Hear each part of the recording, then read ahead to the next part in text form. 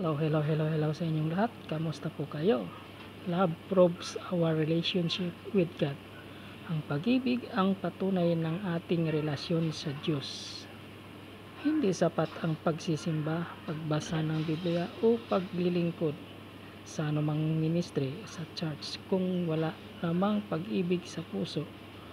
Ang taong kayang magmahal ng tapat pati na ang mahirap mahalin ay nagpapakita na siya ang tunay na anak ng Diyos. Ang pag-ibig ay bunga ng intimate relationship sa Diyos. Kapag puno ng pag-ibig niya, kusa kang mamahalin ng iba. Ano ang sabi dito sa 1 John chapter 4 verse 7? Everyone who loves has been born of God and knows God.